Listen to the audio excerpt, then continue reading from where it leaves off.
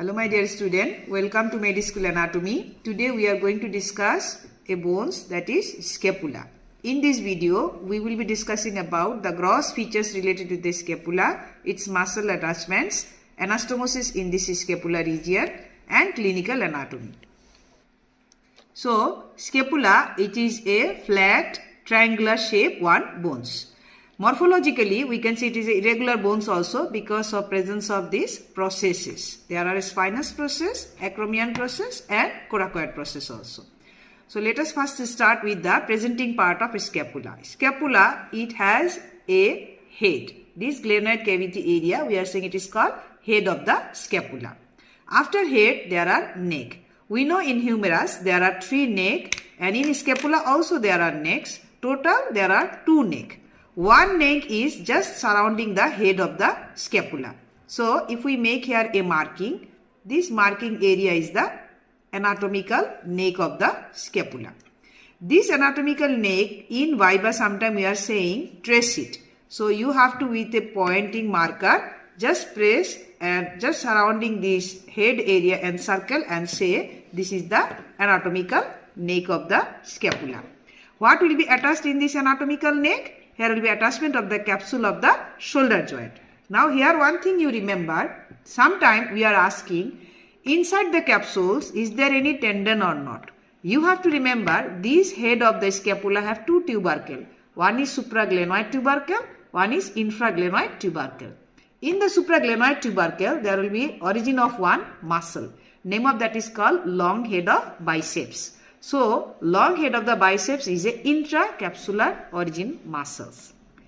After that, come for the surgical neck, the second neck of scapula. Surgical neck of the scapula actually by joining 2 notch. There is one notch above the scapula, we are saying it is called suprascapular notch, and one notch in between the head of the scapula and acromion and spinous process junction. We are saying this is called spinoglenoidal notch. So, if we join these 2 notch, this area we are saying it is called the surgical neck of the scapula. Okay. This surgical neck of the scapula relation we are asking, it's related with the suprascapular nerve and suprascapular vessels. After head and neck, now we are going to discuss about the body of the scapula. Body of the scapula, when we are saying body, it has some surfaces, borders, angles, notch and processes. Let's start. If we hold like this anatomical position, this is the ventral surface of the scapula and this is the dorsal surface of the scapula. Ventral surface you can see it is flat and dorsal surface present a spine. With this spine, the dorsal surface is divided into 2 parts. Above the spine, this area we are saying it is called supraspinous fossa. And below the spine, this we are saying it is called infraspinous fossa. So, dorsal surface, it has spine, above supraspinous fossa, below infraspinous fossa.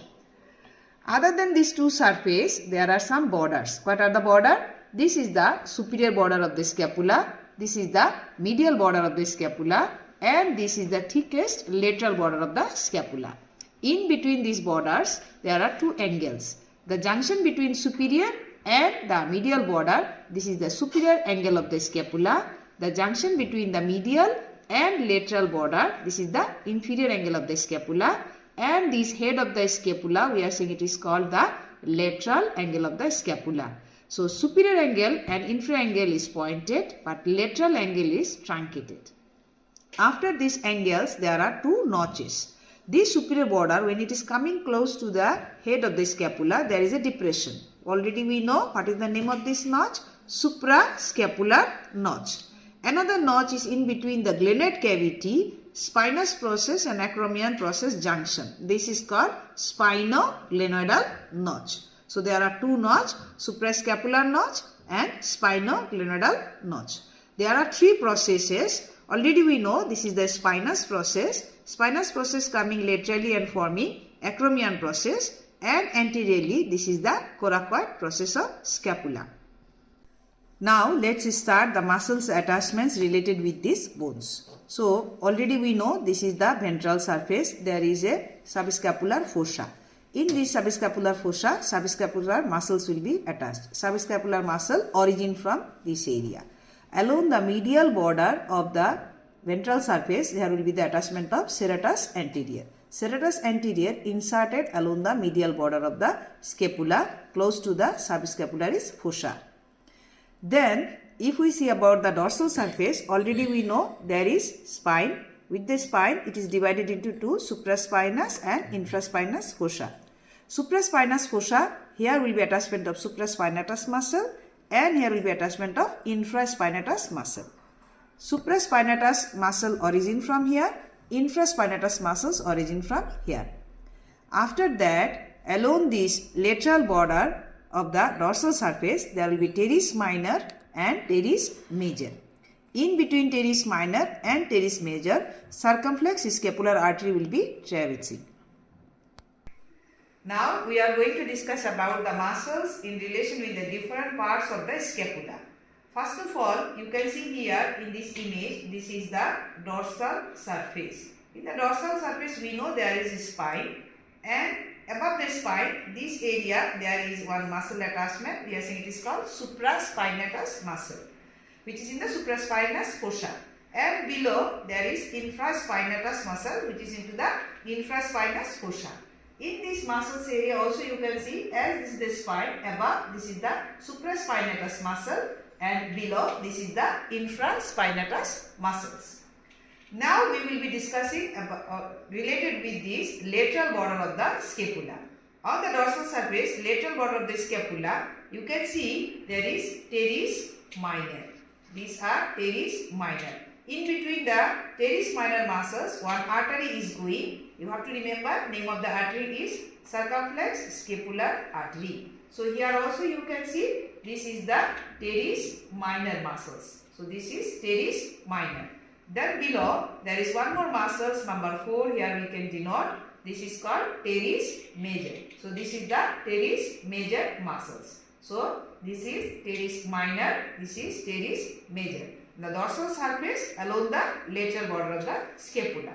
Come for the medial border of the scapula, close to the dorsal surface. You can see close to the angle of the scapula, superior angle, there is one muscle attached. This is called levator scapulae. So if we see here, this is the levator scapulae. After that, close to the spine area, one muscle is attached. Name of that is called rhomboideus minor.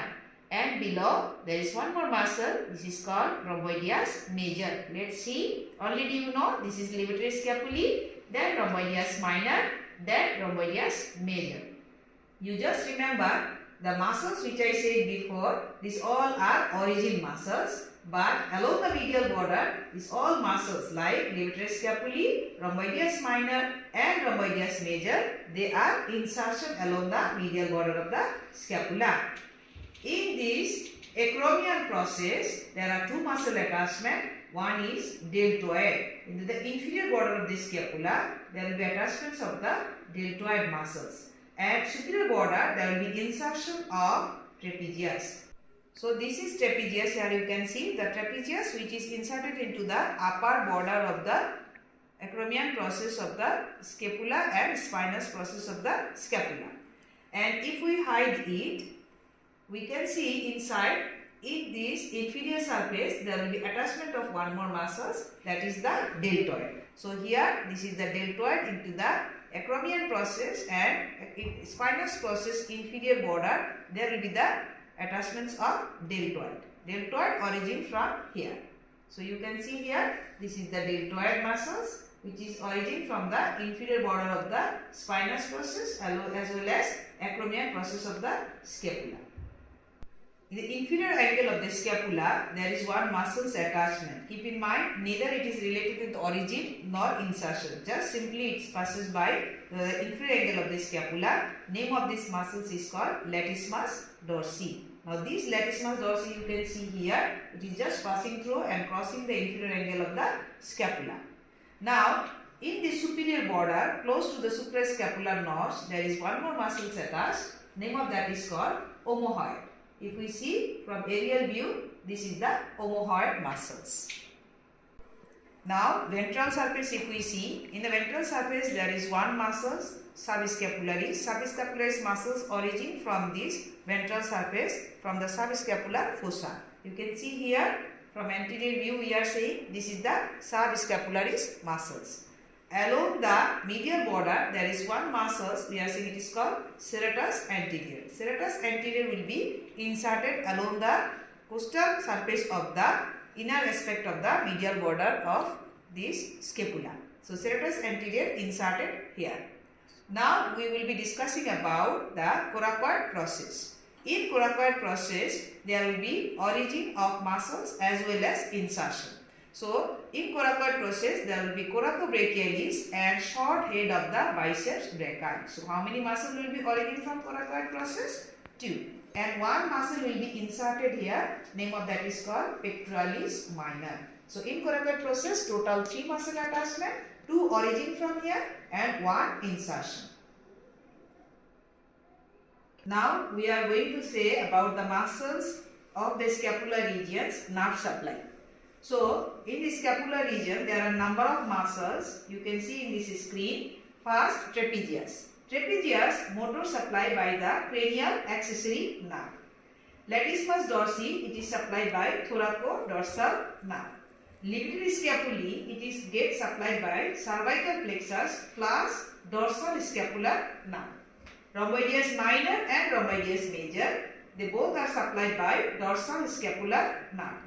Supraspinatus and infraspinatus, they both are supplied by suprascapular nerve. Teres major is supplied by lower subscapular nerve. Teres minor is supplied by axillary nerve. Now here some point you have to remember, in these all muscles, trapezius, this is not supplied by any branch from the brachial plexus, and limitary scapulae, it's partially only supplied by a small branch from the brachial plexus. That means in back, these 2 muscles are not getting supplied by any branches from the brachial plexus purely, but other all muscles are supplied by branches from the brachial plexus. In this image you can see there is surgical neck of the scapula fracture.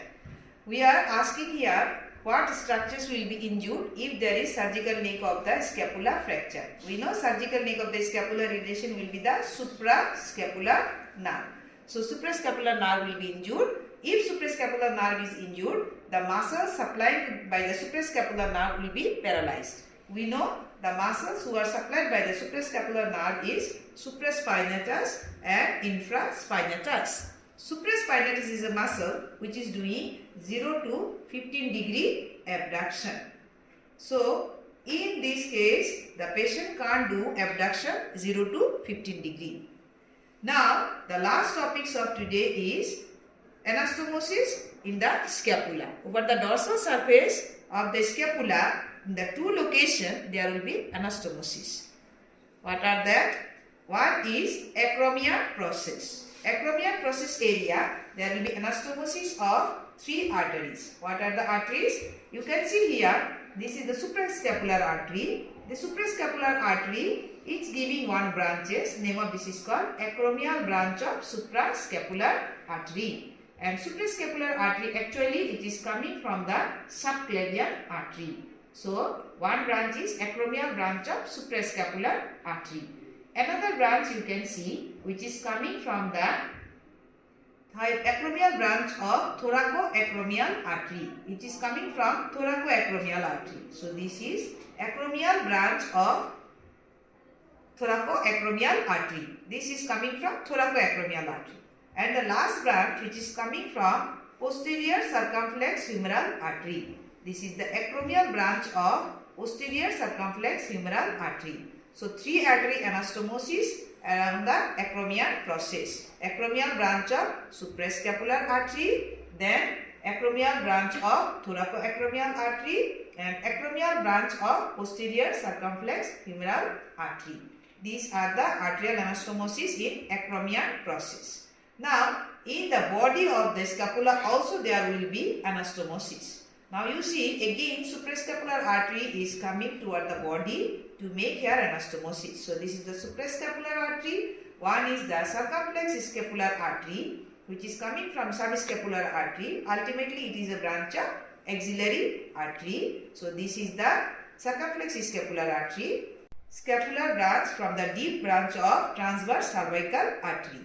This is the another branch. So, total 3 branch making anastomosis here. Number 1, suprascapular artery. Number 2, circumflex scapular artery. Number 3, there will be deep branch of transverse cervical artery on scapular branch. Thank you.